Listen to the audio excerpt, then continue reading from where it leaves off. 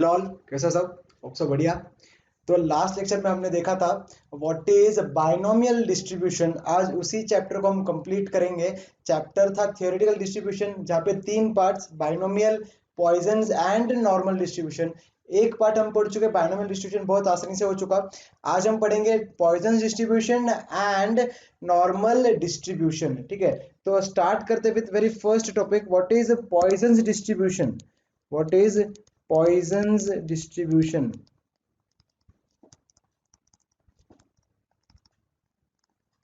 तो Poisson distribution ये कब यूज होता, जब नंबर ऑफ ट्रायल्स, जैसे मैंने बताया था बाइनोमियल डिस्ट्रीब्यूशन यूज होता है जब नंबर ऑफ ट्रायल्स बढ़ने लग जाए, 500 ट्रायल्स, 1000 ट्रायल्स, 700 ट्रायल्स, जैसे कुछ एग्जांपल्स दिए थे मैंने।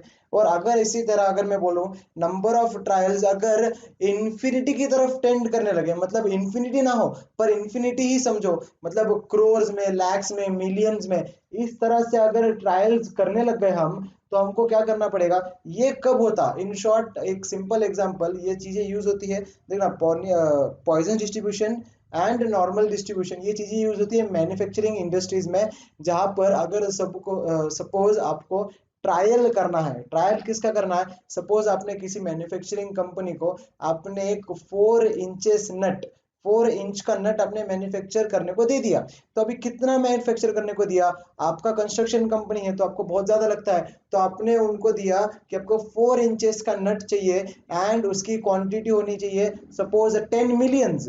अब 10 मिलियंस इतना मैन्युफैक्चर करेंगे, वो मैन्युफैक्चर तो हो जाएगा, मशीन मैन्युफैक्चर करेगा। अब क्या होगा, जब तुम वहां पे ऑर्डर लेने जाओगे तो वहां पे तुमको चेक करना पड़ेगा कि आपने 4 इंचेस बोला था, तो वो कहीं 3.5 इंचेस तो नहीं, या तो कहीं वो 5 इंचेस तो नहीं। देखो कहीं ना कहीं एरर्स होते हैं मैन्युफैक्चरिंग इंडस्ट्रीज में। Errors are due to machines, errors are due to humans and some natural errors also occurs, correct है। तो इन एरर्स को मिनिमाइज करना वो कंपनी का काम, जितना एक्यूरेसी से काम करोगे उतना पैसा मिलेगा। अब मैंने तुमको इतना सारा दे दिया और अगर तुमने मुझे कम साइज दे दिया, ज्यादा साइज दे दिया, तो मैं क्या करूंगा, मैं इतने सारे नट्स का क्या करूंगा, तो मुझे ट्रायल करना पड़ेगा, मतलब मुझे चेक करना पड़ेगा। अब चेक करने के लिए मैं इतने सारे, मैंने कितना ऑर्डर दिया, 10 मिलियन। अब 10 मिलियन नट्स को मैं क्या स्केल लेके थोड़ी चेक करूंगा, मतलब 10 मिलियंस को चेक करना बहुत इम्पॉसिबल, इट इज इम्पॉसिबल। तो ठीक है, तो हम यहाँ पे क्या करते हैं, यहाँ पे यूज होता है normal distribution and Poisson distribution, जहाँ पे हम क्या करते हैं, नंबर ऑफ ट्रायल्स बहुत ज्यादा बढ़ गए तो यहाँ पे ये चीजें काम आती है, करेक्ट है। ये कैसे काम आती है, एक्चुअली डीप में तुमको वहीं पे समझ में आएगा, पर तुमको बहुत से बेसिक समझ में आए ये चीजें कहाँ पे यूज होती है। अब पॉइजन डिस्ट्रीब्यूशन में क्या बताया, जैसे number of trials tends to zero, sorry tends to infinity, तो वैसे ही चीजें बढ़ जाती है, तो इनकी प्रोबेबिलिटी भी उसी तरह से चेंज होती है। ठीक है, अब प्रोबेबिलिटी कैसे चेंज होगी, देखना, अगर मैं बोल रहा हूँ number of trials tends to infinity, then probability tends towards zero, probability भी 0.0000 इस तरह से बहुत कम होने लग जाती है, करेक्ट है। तो इसलिए हम यहाँ पे यूज करते हैं पॉइजन डिस्ट्रीब्यूशन। और पॉइजन डिस्ट्रीब्यूशन का हमको सिर्फ देखना, poison distribution and normal distribution, इसके फॉर्मूला बहुत खतरनाक है, क्लियरली बोल रहा हूँ, बहुत खतरनाक दिखने के लिए है, यूज जब करने लग जाएंगे तो बस आसान लगने लग जाएगा वो, करेक्ट है। तो फॉर्मूलेस देख के ही इसका कुछ सोचना नहीं है, बस फॉर्मूले हमको पढ़ के जाना है। तो फॉर्मूला फॉर पॉइजन डिस्ट्रीब्यूशन जो बनता है, that is probability of X will be equal to e to the power minus m, e to the power minus m, m to the power x into m to the power x upon x का factorial. ये इसका formula है, जहां पर ये सभी नए terms पढ़ रहे हैं हम। नए टर्म्स कौन से है, e क्या है, e टू दी पावर मतलब ये होता है एक्सपोनेंशियल कांस्टेंट, एक्सपोनेंशियल कांस्टेंट, जहां पे तुमने लॉगरिथमिक, कांटेक्ट लिख दिया, एक्सपोनेंशियल कांस्टेंट, जहाँ पे तुमने लॉगरिथमिक वाले टर्म्स पढ़े थे, तो वहीं पे ये यूज होता है एक्सपोनेंशियल। तुमको इसका बिल्कुल भी यूज नहीं है, बस यहाँ पे इस फॉर्मूला में लग रहा है, और इसका डायरेक्टली वैल्यू होता है एक्सपोनेंशियल कांस्टेंट का direct value, that is 0.2, sorry 2.71, it is 2.7182, ये डायरेक्टली वैल्यूज है इसका, करेक्ट है। दूसरा होता है ये सर m जो लिखा है, ये m क्या है, m is nothing but mean. Mean जो हमने बाइनोमियल डिस्ट्रीब्यूशन में म्यू दिया था, यहाँ पे हमने उसको नाम दिया है m, and m is equals to np, mean is equals to np। And for Poisson distribution x जो रहता है, x is number of success, number of success, बहुत सिंपल टर्म्स है, जब फॉर्मूले जब हम एमसीक्यूज में अप्लाई करेंगे बहुत आसानी से सॉल्व होते जाएंगे टर्म्स, करेक्ट है। तो हमने देखा ई क्या रहता, एम क्या रहता, एक्स क्या रहता, ठीक है। अब इसके बाद हम देखते हैं इसके कुछ properties, properties of Poisson's distribution. Properties are similar to binomial distribution. Poisson distribution की जो भी प्रॉपर्टीज है they are similar to binomial distribution. अब प्रॉपर्टीज क्या है, very first property that is इसका मीन इज इक्वल टू क्या होता है, एन पी। इसका वेरियंस जो होता है, variance that is sigma square is equal to also n p, that is it is equal to mean. तो पॉइजन डिस्ट्रीब्यूशन में mean and variance are equal. वहां पे हमने बाइनोमियल डिस्ट्रीब्यूशन में देखा था mean is greater than variance is greater than standard deviation, याद। पर ये चीज यहाँ पे नहीं है, यहाँ पे mean and variance are same, correct है। Then third property comes out to be, जहाँ पे बाइनोमियल डिस्ट्रीब्यूशन बाय पैरामेट्रिक था, ये है यूनी पैरामेट्रिक, ये है यूनी पैरामेट्रिक। और यूनी पैरामीटर कौन सा होगा इसका, it is equals to p. वहां पे एन पी था, यहाँ पे है एन, सॉरी यहाँ पे है m, m that is mean. And fourth one इसमें आता है दैट इज स्टैंडर्ड डिविएशन। तो स्टैंडर्ड डिविएशन यही से निकाल लो। स्टैंडर्ड डिविएशन क्या होता है, स्टैंडर्ड डिविएशन होता है under root of sigma square, correct है। मतलब ये क्या, सिर्फ sigma will be equal to root of NP. तो root of NP is the standard deviation, correct है। एंड इसमें इसका निकलता है फिर मोड, इसमें भी मोड निकलने का सेम तरीका। अगर ये m का value is an integer, m that is np का वैल्यू इज एन इंटीजर, अगर इंटीजर है तो क्या होगा, इसके दो वैल्यूज कौन से होंगे, एक होगा m एंड एक होगा m माइनस वन। और m is not an integer, m is not integer, मगर पॉइंट्स में अगर वैल्यू आ जाए तो इसके भी सेम वैल्यू, मतलब क्या होगा 4.68 आया तो 4 will be the maximum, 4 will be the mode, correct है। इतना बेसिक था, करेक्ट। तो यहीं पे खत्म भी हो गया, स्टार्ट भी हो गया और खत्म भी हो गया। क्या हो गया, पॉइजन डिस्ट्रीब्यूशन। नॉर्मल डिस्ट्रीब्यूशन अभी पढ़ना बाकी है। तो पॉइजन डिस्ट्रीब्यूशन में क्या देखना है, बस हमको एक फॉर्मूला याद रखना है। पॉइजन डिस्ट्रीब्यूशन यूज कब होता है, जब नंबर ऑफ ट्रायल्स बहुत ज्यादा बढ़ जाए, ठीक है। और इसका बस फॉर्मूला याद रखना है कि इसका फॉर्मूला ये इस तरह से याद किया जाता है, करेक्ट है। That is e to the power minus m, m to the power x divide by x का फैक्टोरियल, जहाँ पे e क्या है, एक्सपोनेंशियल कांस्टेंट, डायरेक्टली वैल्यू दिया हुआ है उसका। देन m क्या रहता है, मीन n इंटू p। अब p क्या है, प्रोबेबिलिटी, n क्या, नंबर ऑफ ट्रायल्स, वो सब बेसिक्स पता ही है। And properties of Poisson distribution is mean np, standard deviation and mean are same, उसके sorry variance and mean are same. Then it is also uniparametric, जो था biparametric, ये है यूनिपैरामेट्रिक। एंड मोड के values भी same तरीके से solve किए जाते हैं यहाँ पे, जहाँ पे सिर्फ m की वैल्यू चेक किया जाती है, वहाँ पे हम चेक करते थे n minus one times p, वो वाला वैल्यू चेक करते थे हम, करेक्ट है, याद। तो ये हुआ इसका पॉइजन डिस्ट्रीब्यूशन। अभी हम देखते हैं what is normal distribution. Normal distribution भी सिंपल ही चीज है, ठीक है। ये कहीं ना कहीं चैप्टर ऐसा है कि इसको थोड़ा सा रट्टा मारना पड़ेगा, थोड़ा सा रट्टा इन द सेंस सभी फॉर्मूलेज जो है कहीं ना कहीं तुमको पढ़ के जाने पड़ेंगे। फॉर्मूलेज के ऊपर खेल है, ऐसा नहीं है। क्योंकि अगर देखो जितना समझा सकता हूँ, जितना समझा रहा हूँ उतना मोर देन इनफ है। मतलब जितना मैं समझा रहा हूँ इस बारे में कि यूज कहाँ से होता है, कहाँ से आता है। अब जैसे हम बताए इसका इंडस्ट्री में यूज होता है, तो इंडस्ट्री में इसका यूज इस तरह से किया जाता है कि नंबर ऑफ ट्रायल्स हमको इतने सारे, तो कैसे किया जाएगा इसको, करेक्ट है। और नॉर्मल डिस्ट्रीब्यूशन क्या होता है, normal distribution is nothing, it is a single, इसको बोला जाता है it is a bell shaped curve. Normal distribution क्या होता है, एक बेल शेप का कर्व होता है, अच्छा सा, करेक्ट है। एक सेकेंड, बेल शेप का कर्व जहाँ पे इसका एंडिंग नहीं होता, मतलब ये नीचे वाली जो लाइन है इसको कभी भी टच नहीं करेगा। ये होता है माइनस इन्फिनिटी से लेकर प्लस इन्फिनिटी तक, करेक्ट है। और अगर बेल शेप के, अगर ये होता है नॉर्मल डिस्ट्रीब्यूशन, ठीक है। नॉर्मल डिस्ट्रीब्यूशन के डायरेक्टली हम कैरेक्टरिस्टिक्स देखते हैं, देखो क्या होता है। It is a normal distribution, मतलब it is bell shape curve, if the two L's extends to minus infinity to positive infinity, it is a symmetric curve। मतलब ही अगर इसमें अगर मीन निकालना है मुझे, तो मीन क्या होगा, मीन आएगा इसका एवरेज वैल्यू, और एवरेज वैल्यू इसका सेंटर में लाई करेगा, तो यहाँ पे आ जाएगा इसका मीन दैट इज x बार। और अगर मीडियन क्या रहता है, मीडियन भी सेंटर वैल्यू, तो मीडियन भी यहीं पे आ जाएगा। और मोड क्या होता है, highest frequency, highest peak point कहाँ पे दिखाई दे रहा है, सेंटर पे, तो यही इसका क्या मिल जाएगा मुझे, मोड भी मिल जाएगा। और इन तीनों को मैं नाम दे देता हूँ यहाँ पे म्यू। तो mu is equal to mean, median and mode. Correct, समझ में आ रहा? तो होता है नॉर्मल डिस्ट्रीब्यूशन में। अब नॉर्मल डिस्ट्रीब्यूशन ये सेंटर लाइन से देखो दोनों भी साइड में सिमेट्रिक ग्राफ बन रहा है, सिमेट्रिक करेक्ट है। Then it is total area under the normal curve. देखो ये जो टोटल एरिया है, मेरे को ये मैं टोटल एरिया को थोड़ा शेड कर रहा हूँ बस। ये पूरा जो टोटल एरिया है, ये total area under the curve is equal to 1। Total area is always equal to sorry, total area is always equal to 1। ये तो इसका next. And points of inflection, points of inflection मतलब ही mu plus sigma and mu minus sigma. वो बताता हूँ मैं क्या है। Mu plus sigma and mu minus sigma, ये होते हैं इसके पॉइंट्स ऑफ इन्फ्लेक्शन।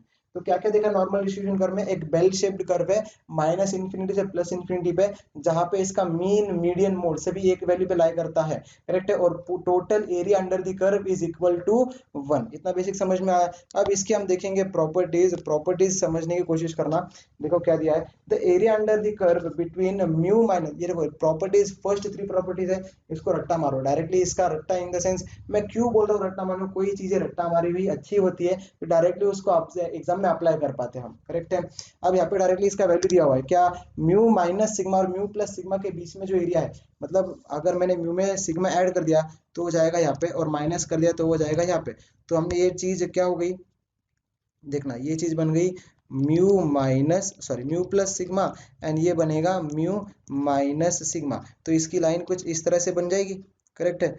तो यहाँ पर ये जो एरिया बनेगा, ये कौन सा एरिया, ये एरिया जो मैं शेड कर रहा हूँ अभी, देखो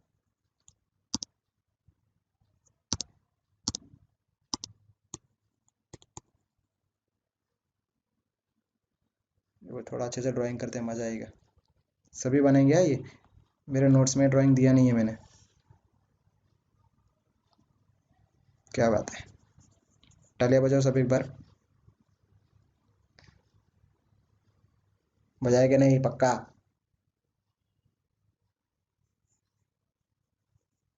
देखो ये जो येलो कलर का कर्व जो अच्छा सा एकदम बहुत बढ़िया दिखाई दे रहा है, वो एरिया, वो उसका वैल्यू जो है म्यू माइनस सिग्मा और म्यू प्लस सिग्मा, इसका एरिया दैट कंट्रीब्यूट्स टू, उसको बोला जाता है एरिया इज 68.26%। 68.26% होता है ये एरिया।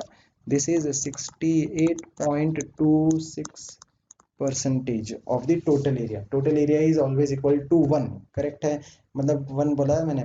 अब उसके बाद अगर मैं बोल रहा हूँ mu plus T 2 sigma and mu minus 2 sigma, तो अगर 2 सिग्मा ऐड किया तो वैल्यू चला जाएगा यहाँ पे, और यहाँ पे मुझे लिखना पड़ेगा म्यू प्लस 2 सिग्मा, और यहाँ पे मुझे लिखना पड़ेगा म्यू माइनस 2 सिग्मा। तो फिर इसकी लाइन कुछ इस तरह से बनेगी।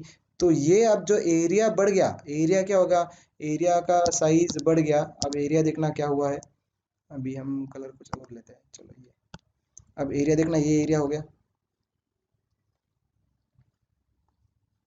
देखो एरिया अगर बढ़ रहा है,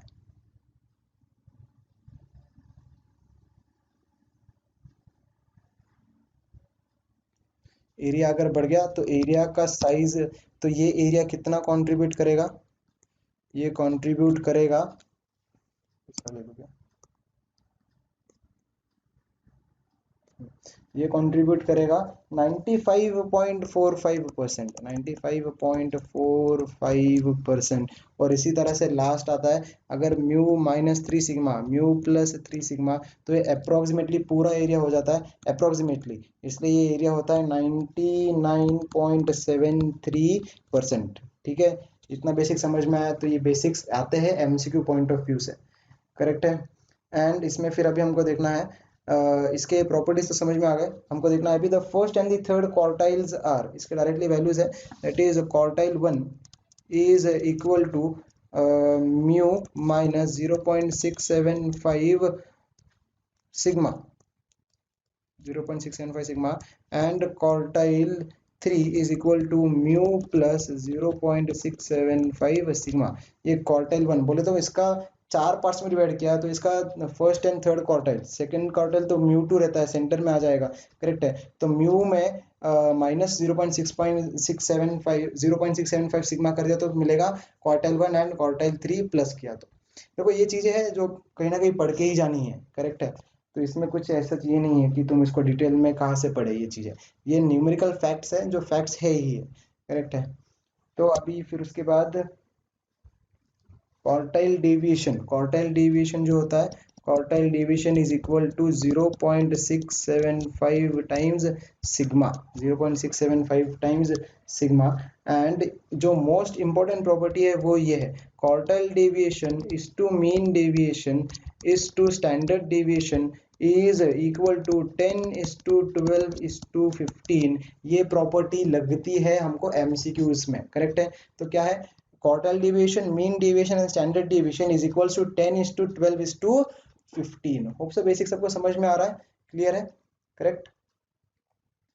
एंड नॉर्मल डिस्ट्रीब्यूशन जो है, नॉर्मल डिस्ट्रीब्यूशन का अब तक हमने कोई फॉर्मूला देखा नहीं, और फॉर्मूला में सजेस्ट करूंगा बस देखो, उसको पढ़ने की कोशिश मत करो। फॉर्मूला क्या है, जरा जरा सा दिल थाम के फॉर्मूला को देखना, हम इसका बिल्कुल भी कहीं पे भी यूज नहीं करने वाले, कहीं पे भी इस फॉर्मूला का यूज नहीं होगा। बस तुमको देखना है क्या है, F of X is equals to 1/सिग्मा under root of 2 pi, correct है। देन आ जाएगा e to the power -1/2, e to the power -1/2, अंदर बचता है x minus mu upon sigma, x minus mu upon sigma का स्क्वायर। ये होता है नॉर्मल डिस्ट्रीब्यूशन का फॉर्मूला, उसी को बोला जाता है गॉसियंस डिस्ट्रीब्यूशन। याद रखना, normal distribution is also known as Gaussian's distribution. इसके जो भी सम्स है, वो सभी सम्स जब हम एमसीक्यू सॉल्व करेंगे तभी मैं समझाऊंगा कि कैसे सॉल्व किए जाते हैं। तुमको अभी तक मैंने बस क्या बताया, इनकी प्रॉपर्टीज बताई है। ऊपर तो हमने देखा था पॉइजन डिस्ट्रीब्यूशन, उसकी प्रॉपर्टीज आसानी से याद हो गई। नॉर्मल डिस्ट्रीब्यूशन की जो प्रॉपर्टीज है कहीं ना कहीं तुमको याद करनी पड़ेगी कि इतना एरिया है तो वो कहाँ से आया, करेक्ट है। बेसिक तुमको इतना तो समझ में आया, बेल शेप्ड कर्व है, minus infinity two plus infinity तक है, और सेंटर में सभी वैल्यूज सिमेट्रिक कर्व है, करेक्ट है। तो होप्स अभी डायरेक्टली हम बढ़ते हैं एमसीक्यूज की तरफ, वहीं पे ये नॉर्मल डिस्ट्रीब्यूशन समझ में आएगा। थोड़ा सा डिफिकल्ट पार्ट है नॉर्मल डिस्ट्रीब्यूशन, पर एज सच कुछ नहीं, हमें पढ़ना है, पर मेन फोकस करना है बाइनोमियल और पॉइजन डिस्ट्रीब्यूशन, इसके मार्क्स नहीं जाने चाहिए, करेक्ट है। क्योंकि नॉर्मल डिस्ट्रीब्यूशन कहीं ना कहीं टाइम कंज्यूमिंग प्रोसेस है इन एमसीक्यूज ऑल्सो, पर हम उसको पढ़ेंगे, एक बार पढ़ने में कोई हरकत नहीं है, सही है। देखते very first MCQ, in a Poisson distribution mean and standard deviation are equal. Poisson distribution में क्या होता है, हमने देखा था पॉइजन डिस्ट्रीब्यूशन में m होता है, दैट इज मीन np, और वेरिएंस जो होता है it is also mean, that is equal to np, और स्टैंडर्ड डेविएशन जो होता है that is root of np। तो ऐसे ये समझ में आता, mean and variance are equal, तो mean and variance are equal, option number B, correct है। बढ़ते क्वेश्चन नंबर 2 में, in Poisson distribution probability of success is very close to. मैंने बताया था तुमको, जैसे पॉइजन डिस्ट्रीब्यूशन में n टेंड्स टुवर्ड्स इंफिनिटी, तो उसकी प्रोबेबिलिटी जो है वो बहुत ज्यादा कम हो जाती, प्रोबेबिलिटी होती है 0.00000 सो ऑन। तो probability of success is very close to zero, मतलब एकदम जीरो के बहुत करीब होती है, जीरो नहीं, जीरो के बहुत करीब होती है प्रोबेबिलिटी, करेक्ट है। समझ में आ रहा है, ये कहीं ना कहीं ये आते हैं एग्जाम्स में, correct. Now third question, if, अच्छा question, if 1.5% of items produced by manufacturing unit are known to be defective, मतलब प्रोबेबिलिटी कितना दिया है, प्रोबेबिलिटी डायरेक्टली दिया हमें 1.5%, मतलब ये 1.5 divide by 100 which will be equal to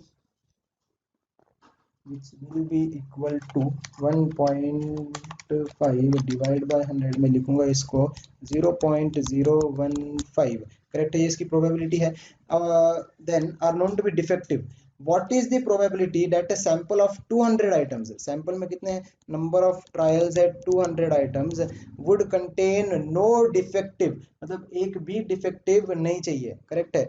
तो हमें सक्सेस क्या होना चाहिए, जीरो डिफेक्टिव्स हमें चाहिए, given that e to the power -3, क्या दिया हुआ है, e to the power -3 is equal to 0.05। अब हमको क्या देखना है, पॉइजन डिस्ट्रीब्यूशन में हमने फॉर्मूला पढ़ा, probability of x is equal to e to the power -m to the power x upon x का फैक्टोरियल, करेक्ट है। जहाँ पे हमको टर्म्स क्या क्या चाहिए, अभी हमको देखो x तो आ गया जीरो, क्यों कैसे आया, नो डिफेक्टिव, तो जीरो डिफेक्टिव तो 0 आया। अब m की वैल्यू चाहिए, m कैसे आता, m is mean is n into P, तो n कितना है 200 इंटू प्रोबेबिलिटी कितना है 0.015, तो 200 इंटू 0.015 कितना आ जाएगा, it will be equal to 3। और मैं अगर होता तुम्हारी जगह पे तो मीन को मैं कैलकुलेट भी नहीं करता था, क्योंकि डायरेक्टली गिवन में दिया हुआ है e टू द पावर -3, और हमें क्या लगता है e to the power -m, जो चीजें लगती है वही चीजें डायरेक्टली गिवन डेटा में होती है। e टू द पावर -3 की वैल्यू डायरेक्टली दी है 0.05, मतलब ही m कितना होगा 3 होगा, यही से समझ में आ जाता, निकाल दिया तो भी कोई दिक्कत नहीं। अब इसे यहाँ से क्या समझ में आएगा फिर, it will be equal to 0.05 into m कितना आया 3 के पावर में 0, 3 के पावर में 0 डिवाइड बाय 0 फैक्टोरियल। अभी कौन बोल रहा है सर इसका आंसर 0 आएगा, मार खाएंगे कोई भी बोला तो, कैसे क्या 0 आएगा, 0 फैक्टोरियल मैंने बताया 0 factorial is always equals to 1, correct ना। तो अभी कितना आ जाएगा ये 0.05 इंटू 3 to the power 0, 0.05, 3 to the power 0 इज 1 अपॉन 1, तो इसका आंसर आ रहा है 0.05, option number A is the correct option. क्या लगा हमको, बस सिर्फ और सिर्फ फॉर्मूला चाहिए था, करेक्ट है। होप सो सबको समझ में आया, ऐसा कुछ डिफिकल्ट नहीं है, सिंपल है टर्म्स, सही। बढ़े फिर आगे, बढ़ते हैं क्वेश्चन नंबर 4 की तरफ। In a certain manufacturing process 5% of the tools produced turn out to be defective, मतलब 5% डिफेक्टिव है, मतलब प्रोबेबिलिटी इज 5%, मतलब ये 5 डिवाइड बाय 100 मतलब 0.05। Next, produced to be turn out to be defective, find the probability that in a sample of 40 tools, कितना 40 tools है अपने पास, at most 2 will be defective. अब क्या है x कितना है, हमारे पास सक्सेस कितना है, ज्यादा से ज्यादा 2 विल बी डिफेक्टिव, मतलब क्या, या तो एक डिफेक्ट हो सकता है या तो 2 डिफेक्ट हो सकता है, 3 डिफेक्टिव नहीं चलेंगे, और 0 डिफेक्टिव, मतलब कुछ भी 0, एक भी डिफेक्टिव नहीं निकला, एक डिफेक्टिव निकला या 2 डिफेक्टिव निकला चल जाएगा, 3 डिफेक्टिव निकला तो मैं वहां से माल नहीं लूंगा, समझ में आया। मतलब क्या करूंगा मैं, अगर मैंने 40 टूल्स को प्रोड्यूस मैन्युफैक्चर करने का दिया है किसी को, वहां पे मैं भी जाके चेक करूंगा, तो वहां पे कुछ ना कुछ हमको भी अलाउंस देना पड़ता है, क्योंकि मैंने जैसे बताया था ह्यूमन एरर वगैरह ये सब नेचुरल एरर्स होते हैं, तो हमें उनको भी अलाउंस देना पड़ता है। तो 40 प्रोडक्ट्स में से अगर तुम्हारे 2 प्रोडक्ट्स ठीक है, सॉरी 2 प्रोडक्ट्स खराब है तो ठीक है, एक प्रोडक्ट खराब है तो ठीक है, कुछ भी खराब नहीं तो बहुत बढ़िया, और 3 प्रोडक्ट अगर खराब हो गए तो मैं तुम्हारे से माल नहीं लूंगा, मैंने तुमको बोला था मेरा माल तुमको अच्छा बना के देना चाहिए। समझ में आ रहा है इन शॉर्ट क्या है ये टर्म्स, करेक्ट है। तो x क्या होगा यहाँ पे, 0 भी हो सकता है, 1 भी हो सकता है, 2 भी हो सकता है, करेक्ट है। तो अभी x अगर 0 है तो हम निकालेंगे फिर कितना आएगा, अब देखना e टू दी पावर -2 दिया हुआ है, तो डायरेक्टली m की वैल्यू मैं कितनी ले लूंगा, m की वैल्यू आ जाएगी 2। अब देखना मैं क्या लूंगा फिर, हम निकालते हैं probability of x is equal to e to the power -m x m to the power x upon x का फैक्टोरियल। अब प्रोबेबिलिटी जब 0 डिफेक्टिव है तो कितना आ जाएगा, it will be e to the power -2 m, मतलब 2 to the power 0 upon 0 factorial, मतलब कितना आएगा ये 0.135 into 1 upon 1 equal to 0.135, correct है। और केस मतलब ही प्लस प्रोबेबिलिटी ऑफ जब एक डिफेक्टिव हो, करेक्ट है, तो ये क्या हो जाएगा, it will be equal to e to the power -m m to the power x upon x factorial, e to the power आता है 0.135 इंटू 2 के पावर में आएगा 1 अपॉन 1 का factorial which is equal to 0.135 into 2, यहाँ से कितना आ जाएगा 0.135 इंटू 2 आ जाएगा 0.27, और प्लस और एक लास्ट कंडीशन। देखो ये टर्म जो है इतना एग्जाम में आने के चांसेस नहीं है, पर अगर इसमें से हाफ चांसेस तो है, तो ये तो हम पढ़ के जाना ही चाहिए, करेक्ट है, सिंपल है क्वेश्चन। एंड अगर प्रोबेबिलिटी अगर 2 हो जाए तो क्या आएगा, इसका डायरेक्ट लिखता हूँ मैं 0.135 इंटू 2 के पावर में 2 डिवाइड बाय 2 का फैक्टोरियल, तो आ जाएगा 0.135 इंटू 4 अपॉन 2, तो 0.135 इंटू 4 डिवाइड बाय 2 कितना आ रहा है, अगेन ये आ रहा है 0.27, करेक्ट है। अब तीनों को ऐड कर दो, 0.27 प्लस 0.27 प्लस 0.135, ये कितना आ जाएगा 0.675। Total probability, total P is equal to 0.675, option number C. देखो सिंपल है, मुझे समझ में आ गया, करेक्ट।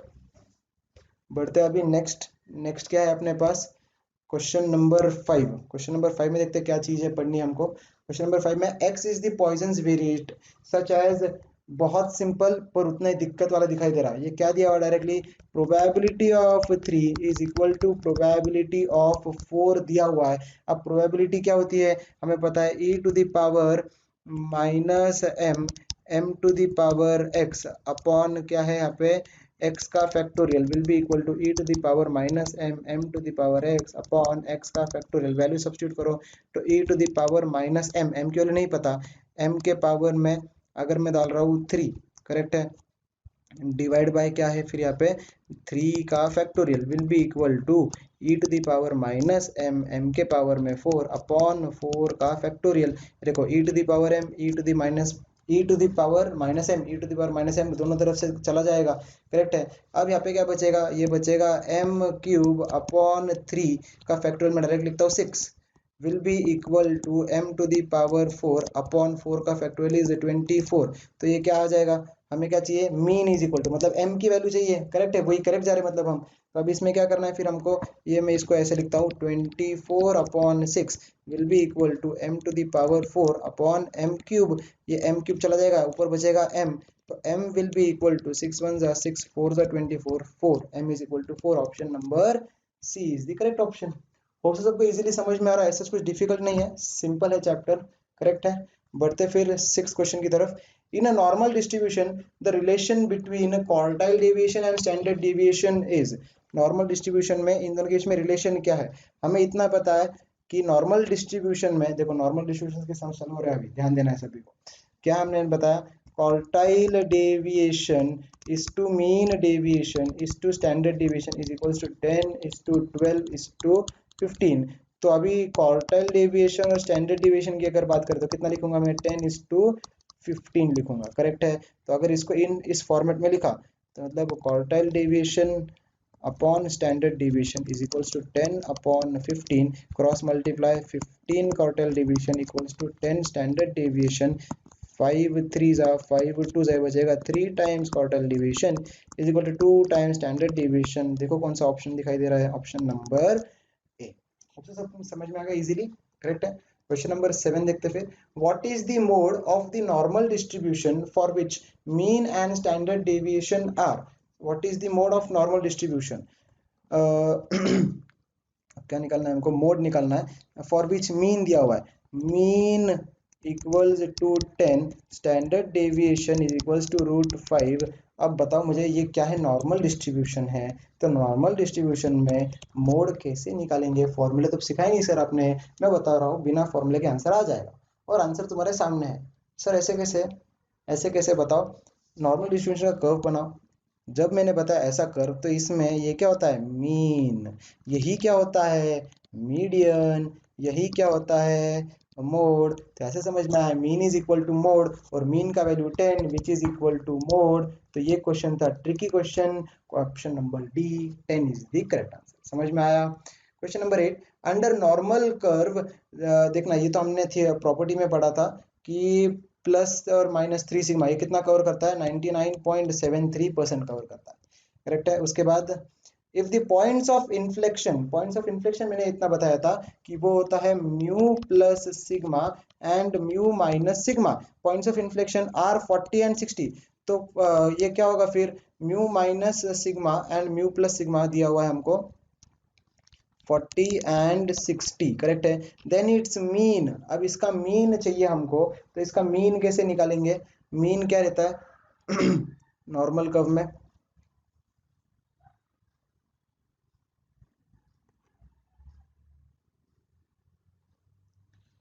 मीन बोले तो क्या, म्यू, मीन मैंने बताया था जब हमने नॉर्मल डिस्ट्रीब्यूशन बनाया था तो यहाँ पे बताया था mu is equals to mean. अब मीन बोले तो म्यू का वैल्यू चाहिए, तो ये दोनों को क्या करेंगे हम, ये दोनों को कट हो जाएगा तो माइनस, सॉरी साइन चेंज करने की जरूरत ही नहीं है, डायरेक्टली देखो, दो इक्वेशंस कंसीडर करो, ये दो कट हो गया, बचेगा 2 times mu is equal to 100, मतलब mu is equal to 100 divide by 2, मतलब mu equal to 50। Option number C. बढ़ू क्या आगे, जल्दी से बताओ। आ गया इजीली आंसर, करेक्ट है। सम्स इजी, इस टाइप के सम्स भी आते हैं, डिफिकल्ट टाइप्स के सम्स आएंगे तो हम उसको थोड़ा सा अवॉइड करेंगे करने के लिए, क्योंकि टाइम बहुत खाता है वो। हम करेंगे यहाँ पे सम्स, तुमको समझ में आ जाएगा, करेक्ट है। देखते हैं question number 10। If the two quartiles, quartiles दिए हुए हैं, that is quartile 1 and quartile 3 रहेगा, करेक्ट है। जहाँ पे है 14.6 और यहाँ पे 25.4। What is the standard deviation of the distribution? Quartile 1 का फॉर्मूला पता था, इट इज फॉर्मूला कुछ लिखा था हमने, हाँ, म्यू माइनस 0.675 टाइम्स सिग्मा, और यहाँ पे हमने लिखा था म्यू प्लस 0.675 टाइम्स सिग्मा। हमको क्या निकालना है? व्हाट इज स्टैंडर्ड डेविएशन, मतलब सिग्मा निकालना है। तो अभी देखो, इसको अगर मैं यहाँ से निकाल दूँ तो ये एक इक्वेशन मिले, दो इक्वेशन में सिग्मा चाहिए, तो हम ये दो वैल्यूज इसको क्या करेंगे, माइनस की साइन कर देंगे। तो माइनस माइनस माइनस, ये क्या बन जाएगा फिर, 14 माइनस, देखो 14.6 माइनस करना पड़ेगा 25.4, जितना आ जाएगा मेरे पास माइनस 10.8 आ जाएगा। यहाँ पे plus mu minus mu cut हो जाएगा, और माइनस 0.675 माइनस 0.675, 0.675 माइनस 0.675, ये कितना आ जाएगा, माइनस 1.35 सिग्मा, करेक्ट है। तो ऐसे समझ में आता, माइनस माइनस भी कट जाएगा, और 10 डिवाइड बाय कर दूंगा 1.35 आ जाएगा सिग्मा का value, and sigma is equals to 8, that is option number D. बहुत सिंपल था ये सम, करेक्ट है। बस क्वार्टाइल्स के फॉर्मूलेस पता होने चाहिए थे। इन शॉर्ट हमने क्या बोला था, मैंने आपको प्रॉपर्टीज रीड करके ही जाना पड़ेगा, करेक्ट है। बढ़ते हैं क्वेश्चन नंबर 11 की तरफ। If the mean deviation of a normal variable is 16, mean deviation दिया हुआ है 16, इन शॉर्ट क्या दिया हुआ हमें mean deviation of normal distribution, normal variable is 16, what is its quartile deviation?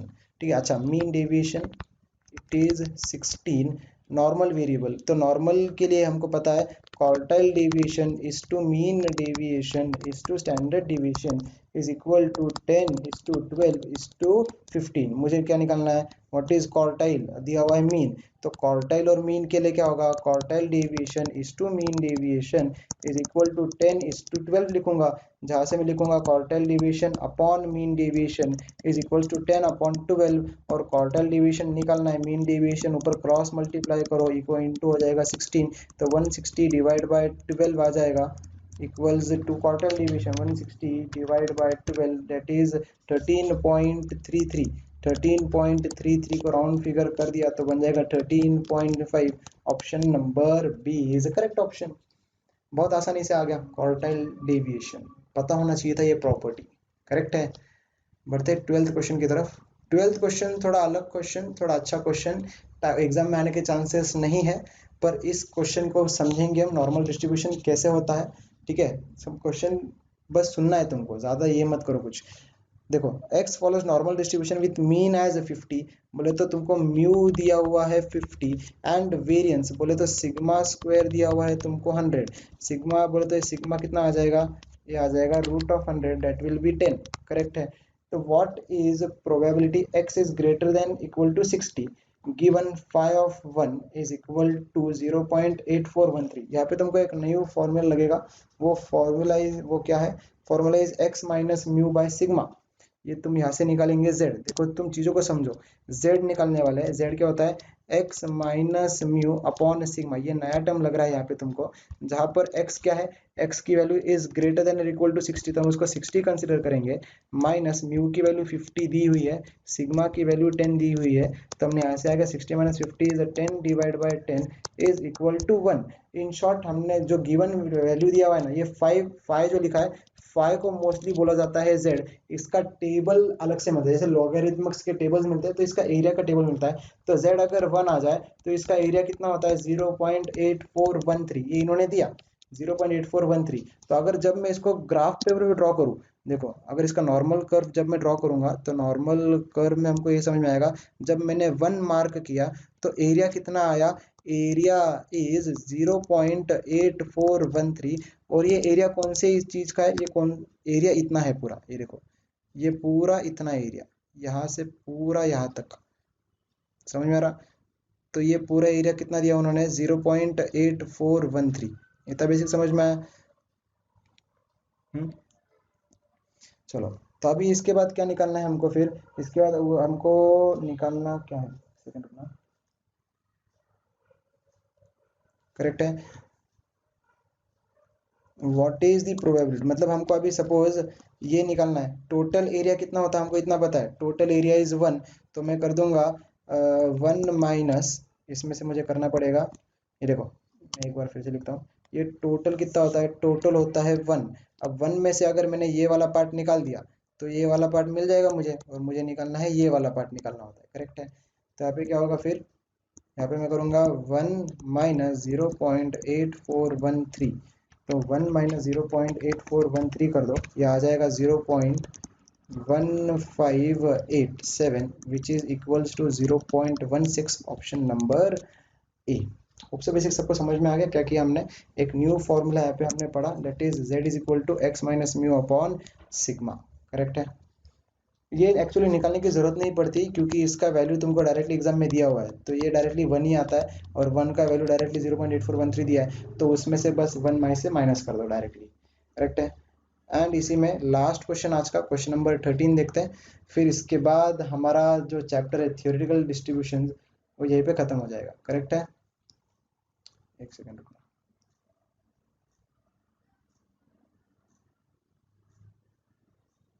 चलो देखते हैं। If X and Y are two independent normal variables with means, mean दिया हुआ है that is mean is equal to 10 एक दिया, और mean दूसरा दिया हुआ है 12, mean 1 and mean 2, and standard deviations भी दो दिए हुए हैं, sigma 1 is equal to 3 and sigma 2 is equals to 4, correct है। तो अभी इसमें क्या पूछा गया है, then X plus Y is normally distributed with, correct है, मीन एंड स्टैंडर्ड डेविएशन हमको चाहिए। तो मीन कैसे आता है, मीन जो total mean is equal to mu 1 plus mu 2 निकाला जाता है, दैट इज 10 प्लस 12, यहाँ से आ जाएगा 22। और स्टैंडर्ड डेविएशन कैसे निकाला जाता है, सिग्मा इज इक्वल टू, उसको लिखते हैं 3 स्क्वायर प्लस 4 स्क्वायर, मतलब ये कैसे आया, सिग्मा 1 का स्क्वायर प्लस सिग्मा 2 का स्क्वायर, ये कर दिया, तो यहाँ से आ जाएगा डेट विल बी 3 का स्क्वायर इज 9 प्लस 4 का स्क्वायर इज 16, 16 प्लस 9 आ जाएगा 25, ऑप्शन नंबर बी दिखाई दे रहा, mean is 22, standard deviation is 25। Hope से बेसिक सबको समझ में आया। इसी के साथ अपना चैप्टर यहीं पे खत्म होता। थियोरेटिकल डिस्ट्रीब्यूशन हमने पढ़ा, binomial distribution, Poisson distribution and normal distribution, सभी चीजों को अच्छे से पढ़ा है। इसको बिल्कुल भी कुछ सोचो मत, थोड़ी सी प्रैक्टिस की जरूरत है, चैप्टर को थोड़ा सा डिफिकल्ट है क्योंकि लास्ट वाला पार्ट, नॉर्मल डिस्ट्रीब्यूशन वाला पार्ट डिफिकल्ट है, बाकी दो पार्ट्स बहुत सिंपल, बाइनोमियल एंड पॉइजन। क्या होता है, एक पार्ट की वजह से पूरे चैप्टर पे इंपैक्ट मत लाओ, बाइनोमियल और बाइनोमियल एंड पॉइजन तो बहुत आसानी से समझ में आ गया था, डायरेक्टली फॉर्मूलेज अप्लाई करना था उसमें, करेक्ट है। तो मिलते फिर अपने नेक्स्ट क्लास में, नेक्स्ट क्लास में करेंगे न्यू चैप्टर की शुरुआत करेंगे, ठीक है। Till then take care and bye bye.